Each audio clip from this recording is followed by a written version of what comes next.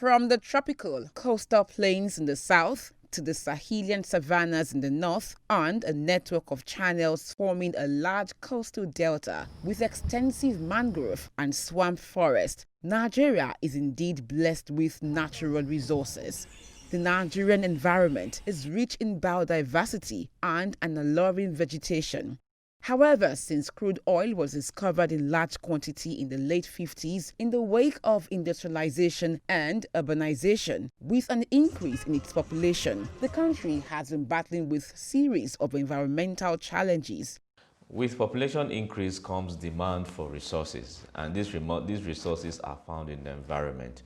For instance, increase in population leads to expansion, the need for more resources, and these resources definitely will impact the environment. For instance, if there is need for more wood resources, definitely trees will be cleared. If there is need for more development, the environment will be cleared. So at the end of the day, the environment is at the receiving end. We really did not enjoy the oil as we should have. It brought more mystery than good to us. It only enriched a few pockets, but if it were agriculture that was that large, we would have been richer for it. For instance, in the 60s, Nigeria had over 30% of forest vegetation coverage, but in 2018, this coverage has reduced to 4%. Nigeria used to be very green, and we can only learn that with increased population, we have decreased the quality of the environment. Responding to the environmental challenges, the Nigerian government has over the years enacted laws aimed at protecting the environment. They include Forestry Act of 1958, Territorial Waters Decree of 1967, the 1969 Petroleum Decree, Land Use Decree 1978, National Environmental Protection of 1991, the Mineral and Mining Act of 1991, and the Water Resources Bill.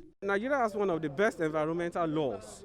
Our laws are very good and sound. It's only the challenge we're having is implementation of the provisions of our various laws. That is the challenge, and that has actually resulted, even where you have the will to implement and enforce the laws, the capacity for enforcement, the capacity for ensuring enforcement is also not there. In the 60s and 70s, solid waste did not receive a major attention. But presently, while some states like Lagos have developed an effective and efficient waste management system, others are still struggling with the challenge. With the outbreak of COVID-19 pandemic in the country, experts say the Nigerian environment has benefited from the lockdown. One of the major drivers of the pollution is exhaust from cars and exhaust from industries. All of those periods, everything was shut down, so the pollution was very clear. A typical example is the air quality index in Lagos. According to CNN air quality index, Lagos used to range between 4 and 5, which is poor and very poor. But during the lockdown, for the very first time, Lagos was ranking between 2 and 1, which is clean and very clean, which is very good.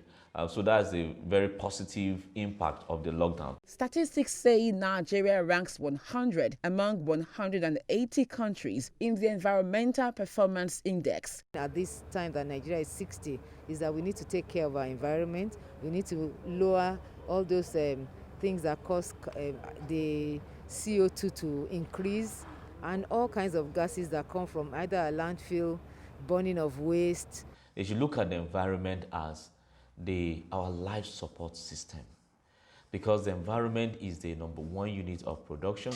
So if we don't handle the environment well, the environment will come back and bite us really hard. As the nation continues the journey towards greater development, it is hoped that the government and the people will show more commitment and action in the protection of the environment. Bukola Taylor Cole, LTV News.